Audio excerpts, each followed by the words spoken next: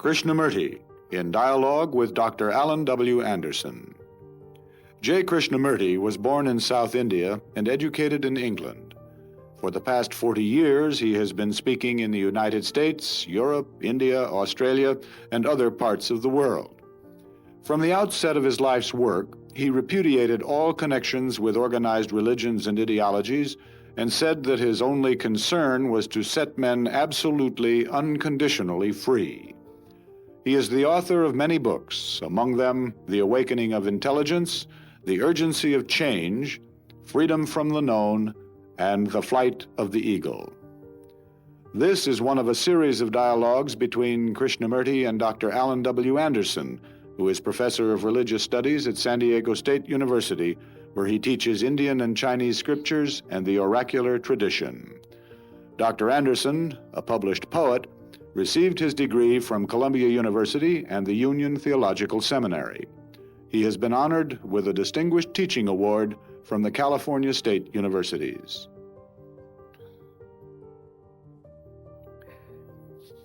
Mr. Krishnamurti, if I recall correctly, I think we had begun to talk together before last time, just at the point where the question of fear arose.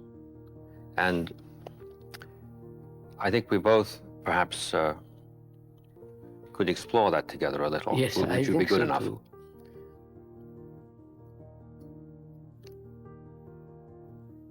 I wonder how we can approach this problem. Because it is a common problem in the world. Everyone, or can say almost everyone, is frightened of something. Or it may be the fear of death, fear of loneliness, fear of not being loved, fear of not becoming famous, successful,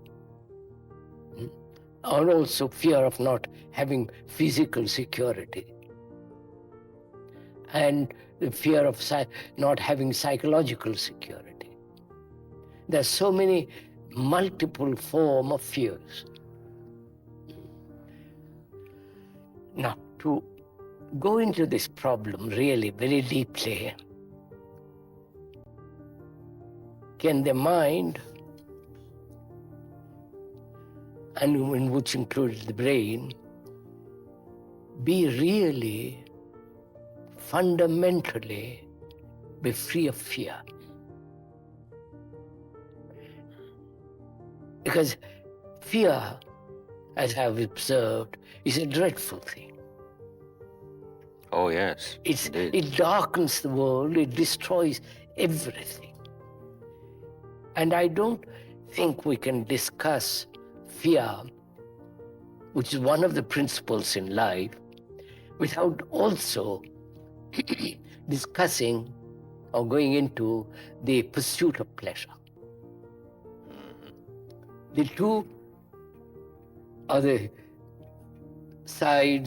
two sides of the same coin. Fear and pleasure. Two sides of the same coin. Coin. Yes. So as we are going to first take fear, there is conscious as well as unconscious fears. Mm-hmm. Fears that are observable, that can be remedied, and fears that are deep-rooted, deep in the recesses of one's mind. At the unconscious level. At the deeper levels. Yes. Now, we must be concerned with both. Not only the obvious external fears, but also the deep-seated, undiscovered fears. Mm-hmm. The fears that have been handed down, traditional fears. Being told what to fear. Mm-hmm. And also fears that the mind itself has produced, has cultivated. In one's personal history. Personal, and also in relation to others. Yes.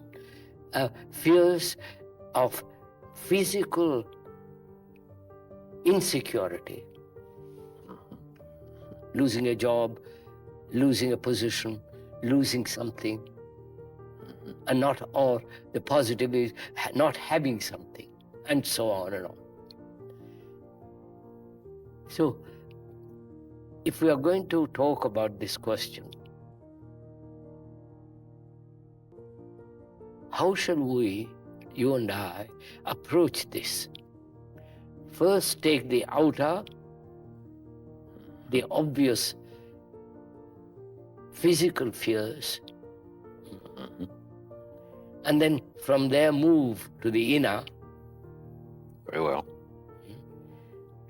And so cover the whole field, not just one little fear of an old lady or an old man or a young man. You take the whole problem of fear. Good. Not just take one leaf of fear or one branch of it, but the whole movement of fear. Yes. We're back to that word movement again. Movement Good, of fear. good. The whole movement of fear. Now, outwardly, physically, it's becoming obvious that we must have security. Physical security, that is food, clothes, and shelter, are absolutely necessary. Not only for the Americans, for the whole humanity. Yes, of course. And it's no good saying we are secure and to hell with the rest of the world. The world is you, Yes. and you are the world. You can't isolate yourself and say, I'm going to be secure and not bother about the others. Secure myself against them. Again, it becomes a division, conflict, war, Yes. all that produces. So that physical security is necessary for the brain. The brain can only function, as I have observed it in myself, in others. Not that I'm an expert on brain or neurology and all that, but I've observed it. The brain can function only in complete security. Then it functions efficiently, healthily, not neurotically. And its actions won't be lopsided. Brain needs security, as a child needs security. Now, that security is denied when we separate ourselves. The Americans, the Russians, the Indians, the Chinese, the national division has destroyed that security. Because of wars. Yes, that is a physical barrier. Physical fact. Yes, yes. Oh, yeah. And yet we don't see that. Sovereign governments with their armies, with their navies and all the rest of it, is destroying security. In the name of In the name of whatever. providing it. Yeah. Yes. So, you see, what we're trying to get at is how stupid the mind is. It wants security, and it must have security. And yet it's doing everything to destroy that security. Oh, yes. Yes, yes, I see that. So that's one factor.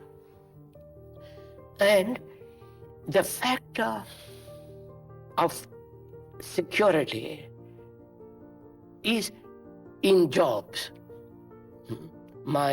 Either in a factory, in a business, or as a priest in his job. So occupation becomes very important. Indeed, it does. Yes. So, see what is involved. If I lose my job, I'm frightened. And that job depends on the environment, on the production, business, factory, all that commercialism, consumerism, and therefore competition with other countries. France isolating itself because it wants to, which is happening. Yes. So, we need physical security, and we are doing everything to destroy it. If we all of us said, look, let's all get together, not with plans, not my plan, your plan, or the communist plan, or the Mao plan. Let's, as human beings, sit together and solve this problem. They could do it. Science has the means of feeding people. But they won't, because they are conditioned to function so as to destroy security which they are seeking. So that's one of the major factors in physical security. Then there is the fear of physical pain.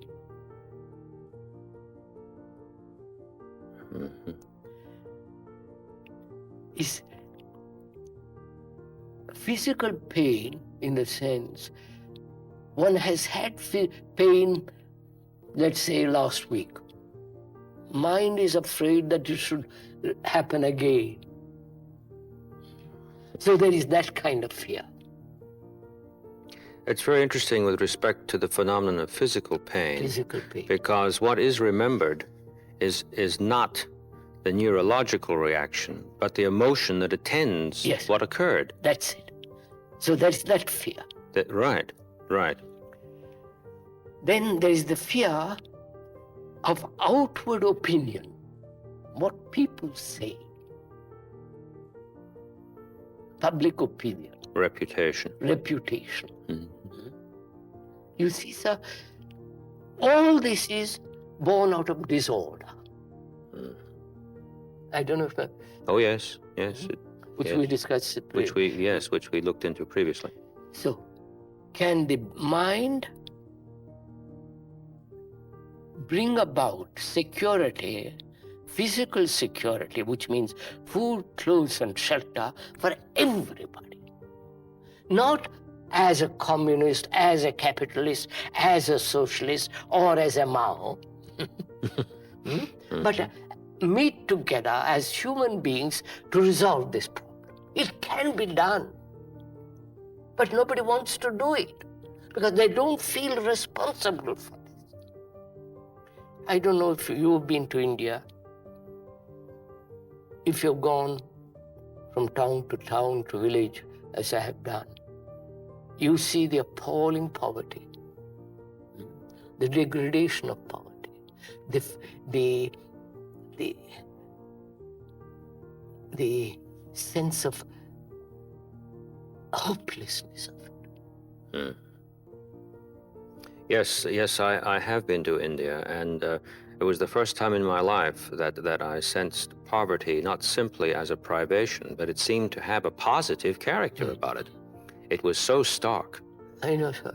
We have been through all that. Oh, yes. So, physical survival is only possible when human beings get together.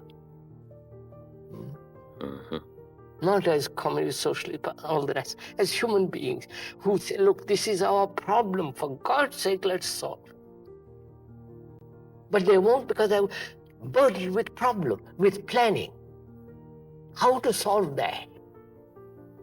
I don't know if I'm... Yes.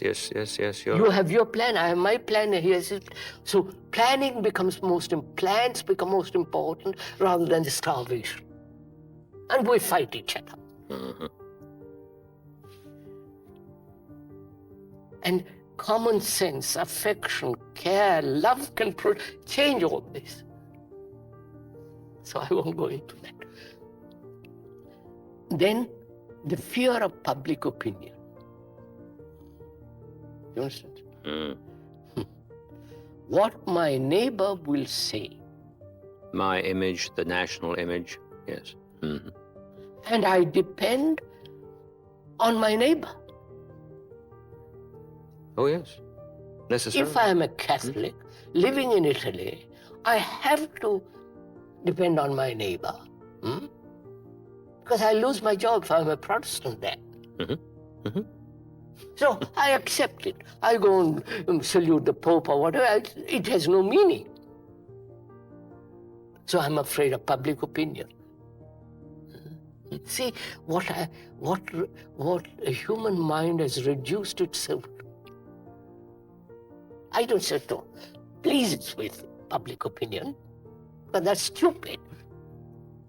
They are conditioned. They are frightened as much as I am. So there is that fear, and there is the fear, physical fear of death, which is an immense fear. That fear one has to tackle differently when we come to it, when we talk about death and all Yes. that. So there is the outward form of fear, fear of darkness, fear of public opinion, fear of losing a job, fear of survival, not being able to survive. Sir, I have lived with people with one meal a day, and that's not enough even. I walked behind a woman with a girl, and the girl said in India, "Mother, I'm hungry." And the mother says, "You have already eaten for the day." You understand? sir? Yes.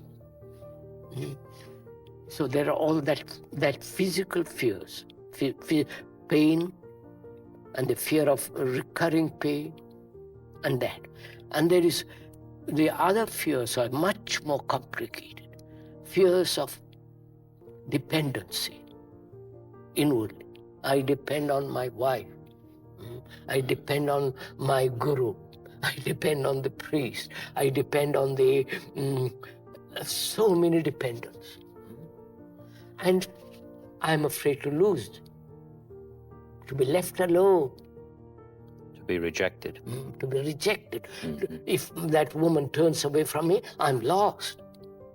I get angry, brutal, violent, jealous, because I've depended on her. So dependency is one of the factors of fear. And inwardly, I'm afraid. I'm afraid of loneliness. The other day I saw on the television a woman saying, "The only fear I have in life is my loneliness."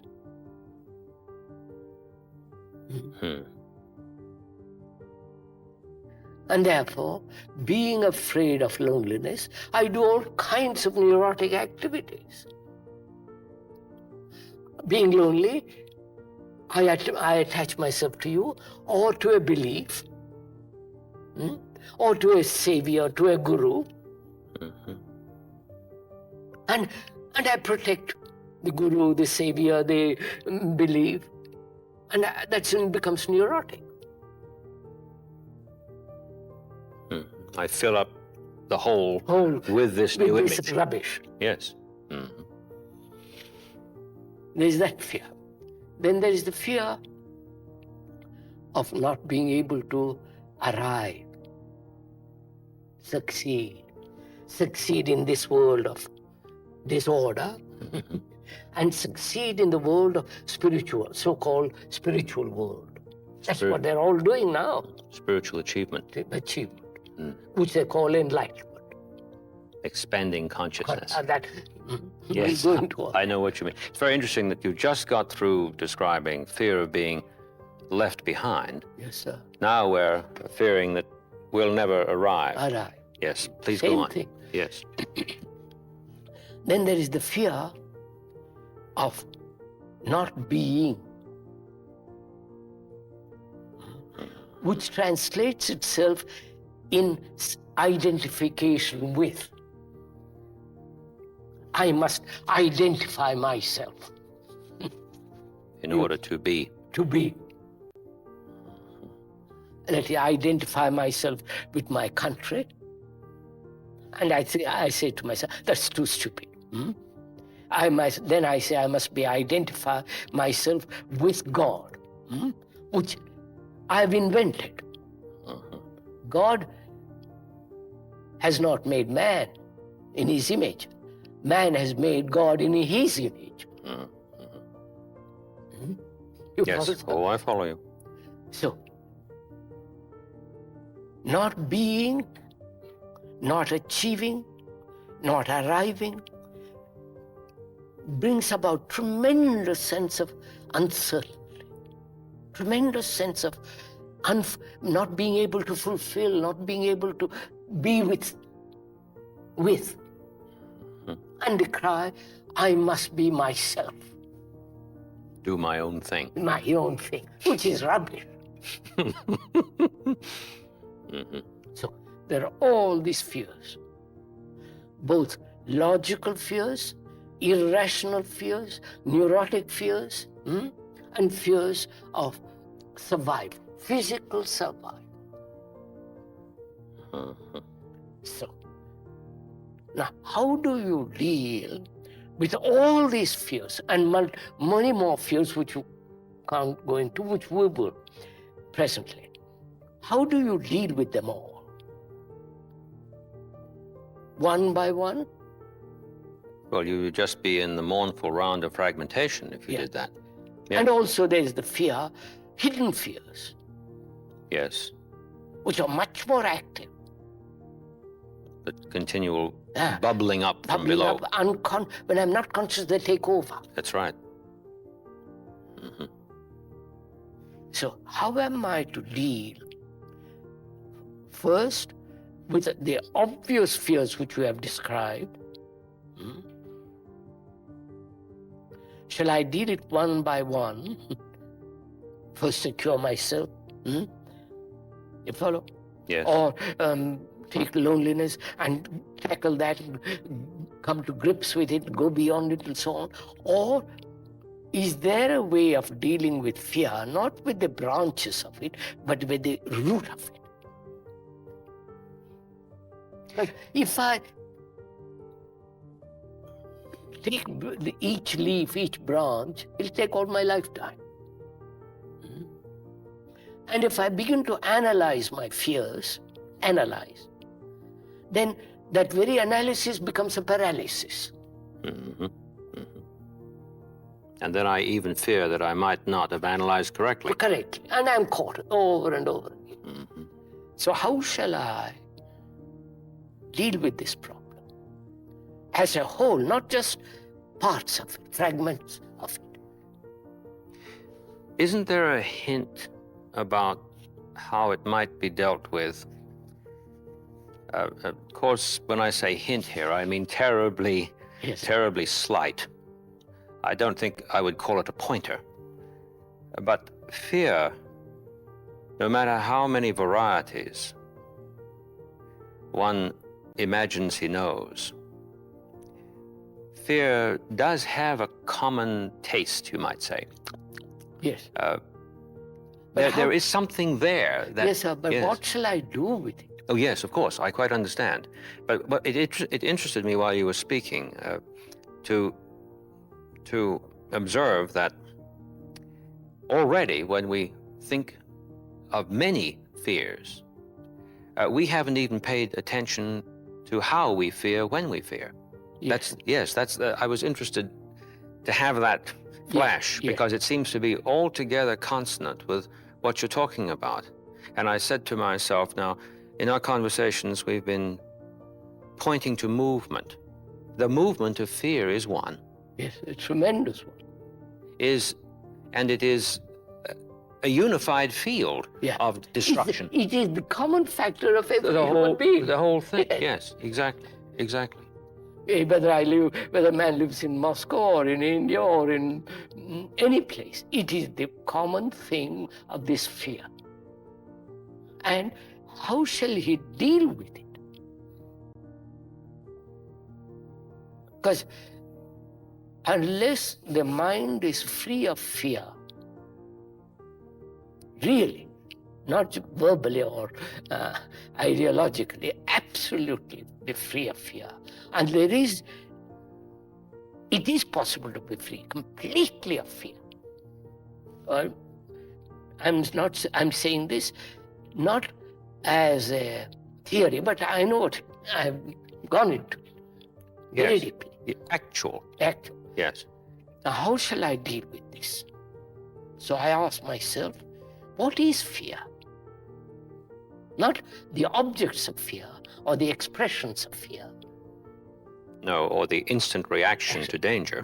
No. What is fear? It's an idea in my mind, in part. What is fear, sir?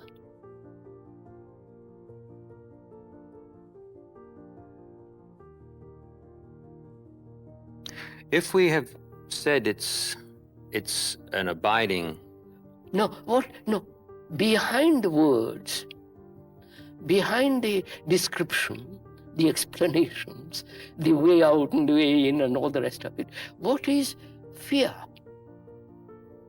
How does it come? If I followed you through our conversations up until now, I'd be inclined to say that it is another expression of the observer's disordered relation to the observer. What does that mean? What is what you say? Look, the problem is this. I'm only making the problem clearer so that Yes. Man has tried to lop off or prune one fear after the other. Through analysis, through escape, through identifying himself with something which is called courage, or saying, well, I don't care, I rationalize my fears and remain in a state of rationalized, intellectual, verbal explanation, but the thing is boiling. So what shall I do? What is fear? Unless I find this out, not because you tell me, unless I find it out for myself, as I find for myself that I am hungry. Nobody has to tell me I'm hungry. I have to find this out. Yes, now there's a difference here in terms of what you have just said. And in so saying, pointing to something. And my earlier reply, when you asked me what is fear, I did the usual academic thing. If I have followed you up until now, then it seems clear that, whereas, let's forget about the following. Let's zero in on it right now, and then I must say, not I might say, but I must say that I can't tell anybody else what fear is with respect to what it is I am going to discover in me as such. And all my continual descriptions about it are simply a deflection from my immediate issue, which is here. Yes. Yes. So, I am not escaping. No. I am not rationalizing. I am not analyzing. Because analysis is real paralysis. Yes, indeed. When you're confronted with a problem like this, you're merely spinning, going on, analyzing, and if you're of not being able to analyze perfectly, and therefore go to a professional who needs also an analysis. So I'm caught. So I will not analyze because I see the absurdity. You follow, sir? Yes, I do. I won't run. No backing off. Backing no off. Flight. No explanations, no rationalization, no analysis. I'm faced with this thing. And what is fear? Wait. Leave that yes. for them. Then there are the unconscious fears, Yes. of which I don't know. They express themselves occasionally when I'm alert. When I see the thing coming out of me. When I'm alert. Alert. When I'm watching. Or when I'm not, when I'm looking at something, this comes up. Mm-hmm. Uninvited. Now, it is important for the mind to be completely free of fear. It's essential, as food is essential. It's essential for the mind to be free of fear. So, I see outwardly what we've discussed. Now I say, what is this? What are the hidden fears? Can I consciously invite them come to the surface? Do you follow? Yes, I do. Or the unconscious conscious cannot touch that. Do you follow me? Yes, I do. Yes. Conscious can only deal with the things it knows. Mm-hmm. But it cannot observe the thing it doesn't know. Or have access to. Mm-hmm. So, what am I to do? Dreams are merely the continuation of what I've lived during the day. They continue in a different form and so on. We won't go into that for the moment. So how is all that to be awakened and exposed? The racial fears, the fears that this society has taught me, the fears that the family has imposed, the neighbor, all those crawling, ugly, brutal things that are hidden. How shall they all come up naturally and exposed so that the mind sees them completely? You understand? Yes, I do. I was just thinking about what we're doing in relation to what you're saying. Here we are in a university situation where hardly any listening goes on at all, if any. Why?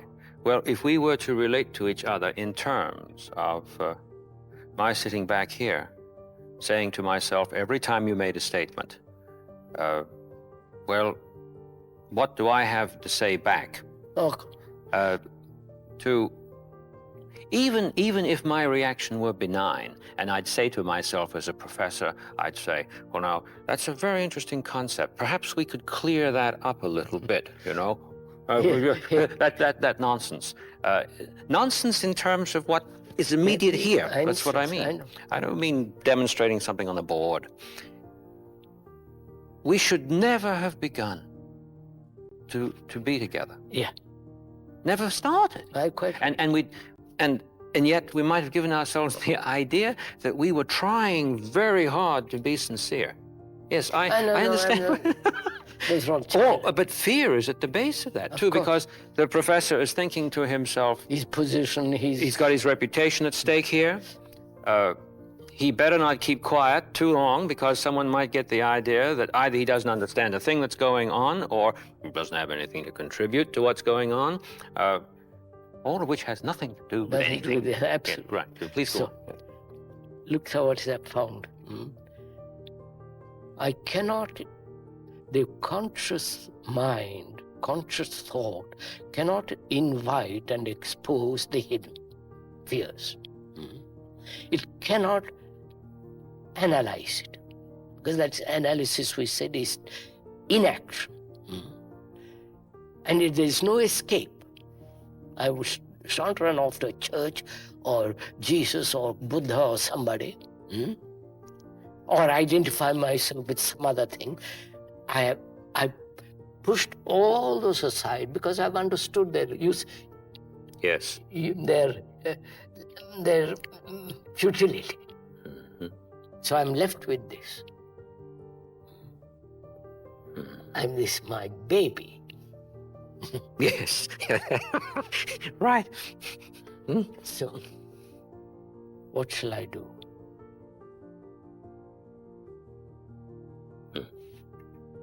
Some action has to take place. Yes, indeed.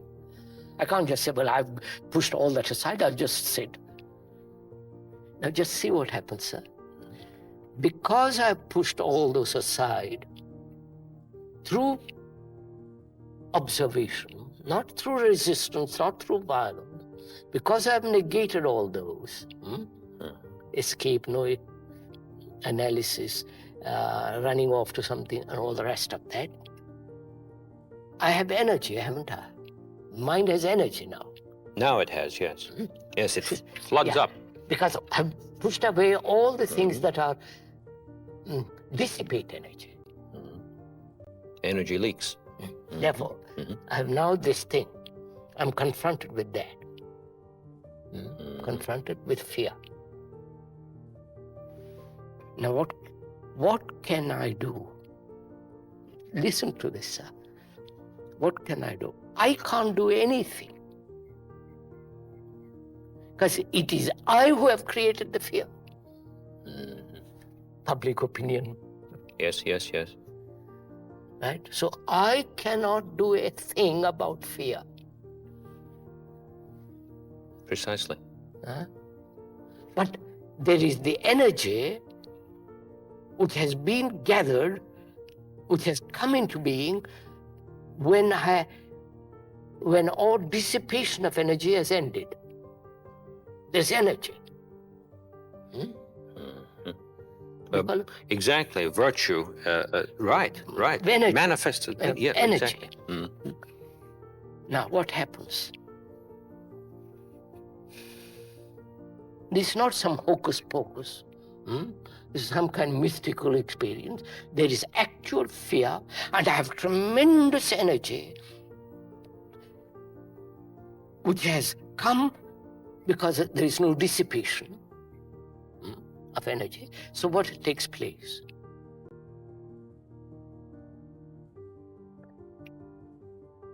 So wait. Oh, I'm waiting. Wait. There was something going through my mind. Yeah. What takes place? So I say, what has created fear?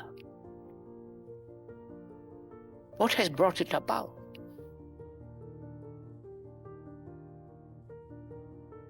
Because if I have the energy, you follow, sir, to put that question and find the answer for that question. Not, I've got energy now. I don't know. Yes. So, what has brought it about? You, my neighbor, my country, my culture? Myself. What has brought it about? I've done it. Who is I? I don't mean I as the fragmented observer off from me. It is this. I'm thinking what you said earlier about the mind as disordered, which requires to empty itself of the disorder, doesn't require another mind to do it. No, yes. I'm asking, what has brought this fear into me, into my consciousness? I won't use that word because we'll have to go into that in a different way. What has brought this fear? And I won't leave it till I find it. You understand, sir?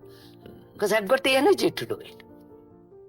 I don't depend on anybody, on any book, on any philosopher, nobody. Would it be the case that once that energy begins to flood, that the question itself disappears? And I begin to find the answer. Yes. I don't put the question, but I find the answer. Right. Now, yeah. Right, what is the answer?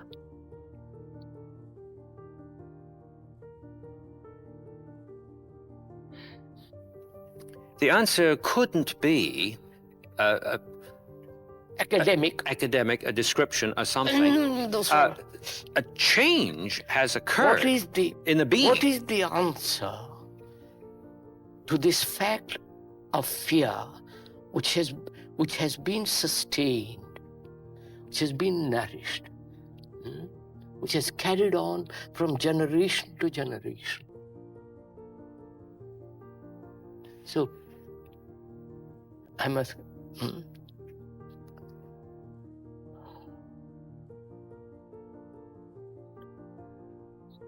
Can the mind observe this fear,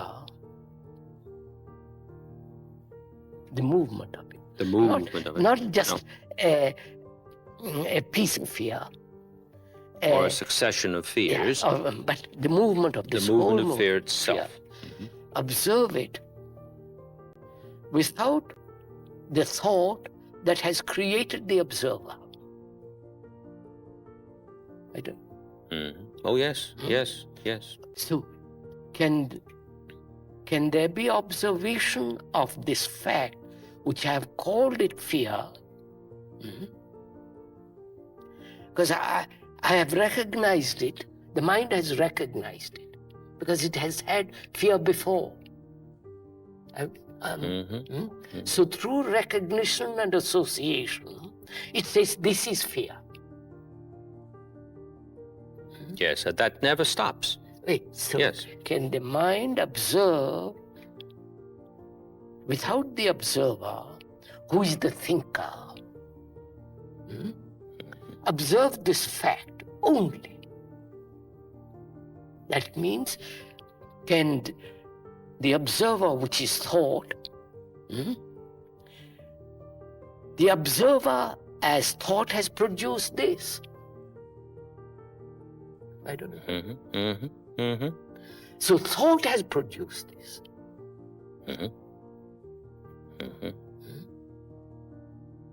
Right? I'm afraid of my neighbor, what he says, because I want to be respectable. That is the product of thought. I've divided, the thought has divided the world into America, Russia, India, and China, and all the rest of it. And that destroys security. That's the result of thought. I am lonely. And therefore I act neurotically, which is also the fact of thought. So I see very clearly that thought is responsible for that. Right? Right, sir? So, what will happen with thought then? Thought is responsible for this. It has nourished it, has sustained it, it has encouraged it, it has done everything to sustain it. I'm afraid of the pain that I had yesterday happening again tomorrow, which is the movement of thought. So, can thought, which can only function within the field of knowledge, that's its ground. Yes. And fear is something new each time. Fear isn't old. No. It is made old Yes. when I recognize it. Yep. Yes. But when the process of recognition, which is the association of words and so on, can the mind observe that without the interference of thought? If it does, fear is not. Right. The thing that was hitting me while I was sitting here intently, the thing that was hitting me was that the moment that occurs, the thought and the fear immediately disappear. So, fear then can be put away completely.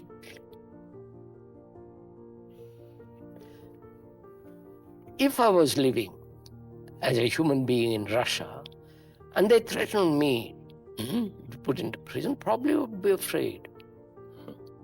Which is a natural self-preservation. Of course, of course. That's a natural fear, like a bus coming rushing towards you. You step aside. You run away from a dangerous animal. That's a natural self-protective reaction. But that's not fear. It's a response of intelligence operating. Say, for God's sake, move away from the rushing bus. But the other factors are factors of thought. Exactly. So, can thought understand itself and know its place and not project itself?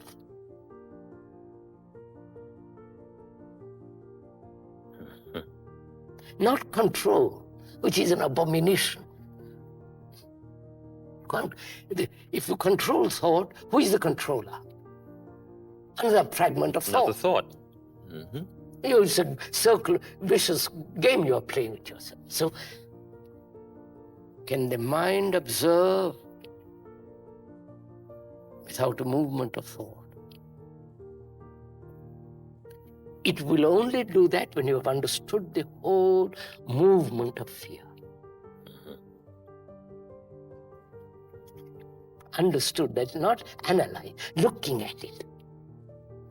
It's a living thing, therefore you have to look at it. It's only a dead thing that can dissect and analyze, kick it around. But a living thing, you have to watch. Like, well, This is very shocking, because in our last conversation, just towards the end, we came to the place where we raised the question of someone saying to himself, I think I understand what I've heard. Now I'm going to try that. And then fear holds up a mirror to itself. of course. And one is suddenly ringed about by a world of mirrors. You don't say, sir, when you see dangerous animal, I'll think about it. You move. You act. Because that's tremendous destruction waiting there. There's a self-protective reaction, which is intelligence. Say, get out. Here we are not using intelligence. And intelligence operates when we have looked at all these fears, the movements of it, the inwardness of it, the subtlety of it, the ugly, the whole movement. Then out of that comes intelligence and says, I've understood it. It's marvelous. Yes, it's very beautiful. Very beautiful. We were going to say something about pleasure. That must be dealt. And we'll, right, exactly. So, sir, look, we said there's the physical fears and psychological fears. Yes. Both are interrelated. You can't say, well, that's one, this is the other. They're all interrelated. And the interrelationship and the understanding of that relationship brings this intelligence which will operate physically. Saying, like, let's then work together, cooperate together to feed man. You follow, sir? Let's not be national, religious, sectarian. What is important to feed man, to clothe him, to make him live happily. But you see, unfortunately, we are so disorderly in our ways of life that we have no time for anything else. Our disorder is consuming us.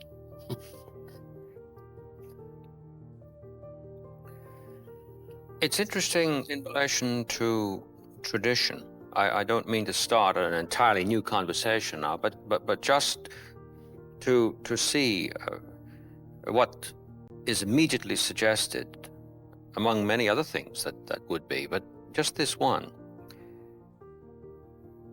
What we could say about the misuses of tradition would be that we are actually taught what to fear. It's the absolute. In our language, we have Tradition. an expression, don't we, that expresses part of this, old wives' tales, we Yes, say. yes. An accumulation of warnings about things that are simply imaginary. Not in the creative sense of imagination, and I'm using the word creative there very loosely, very loosely, but fantasia, phantasmagoria. Yes. From the little one's earliest years, gets this stuff with the bottle. Bottle, I know. And then when we get into adolescence, we reflect on these things we've learned, and if things go wrong, we feel that perhaps it's because we haven't sufficiently grasped what we've been told. And then some young people will say at that point, I'm going to junk the whole thing, but then immediately the loneliness question arises. Yes. They can't, sir, it is life, this is life. You can't reject one part and accept the other part. Exactly. Life means all this.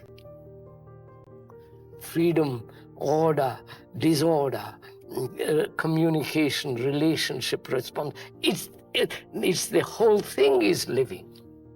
If we don't understand simple, I don't want to have anything to do with it, you're not living. You're dying.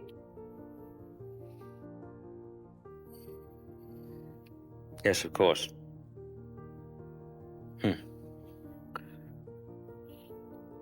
I wonder how much.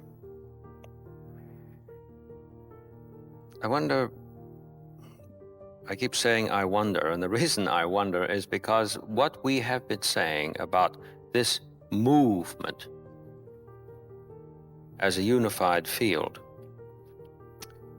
is, when stated,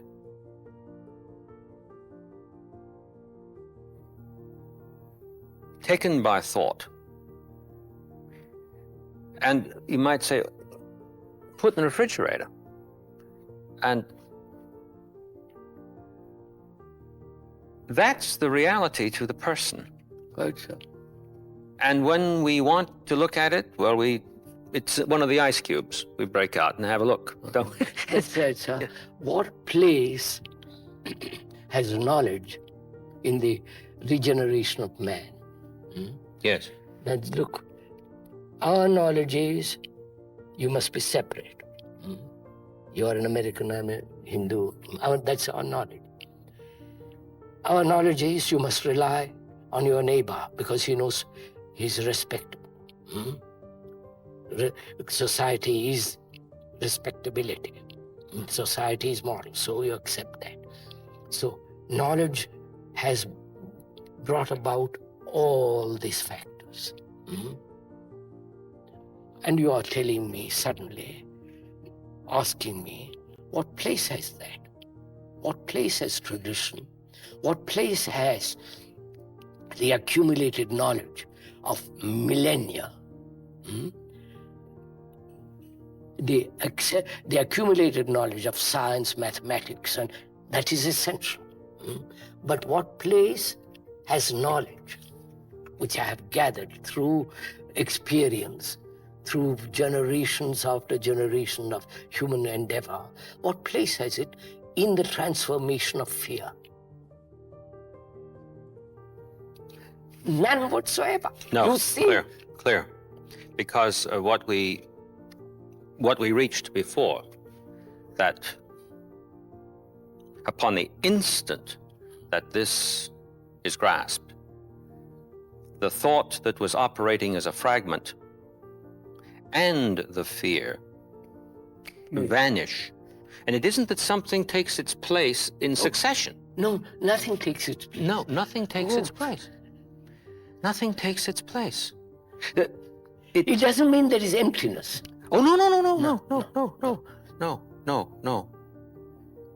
But you see, it's right there. When you start thinking about that as a thought, you get scared. That's why it's very important to find out or to understand what the function of knowledge and where knowledge becomes ignorance.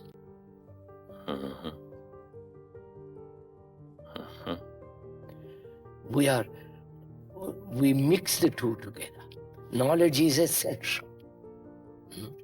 To English, speaking English, driving and doesn't. Knowledge is essential. But when that knowledge becomes ignorance, when we are trying to understand actually what is. The what is this fear, this disorder, this irresponsibility. To understand it, you don't have to have knowledge. All that you have to do is to look. Look outside you, look inside you, and then you see clearly that knowledge is absolutely unnecessary. It has no value in the transformation or the regeneration of man. Because freedom is not born out of knowledge.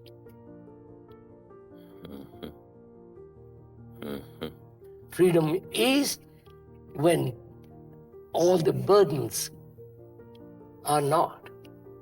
You don't have to search for freedom. It comes when the other is not. It isn't something in place of the horror that was there before. Yes. I think that's enough. Yes, I quite follow you. Maybe next time we could... Tomorrow we can carry on. We could carry on into with this... pleasure. With pleasure, as such, the opposite side of that coin.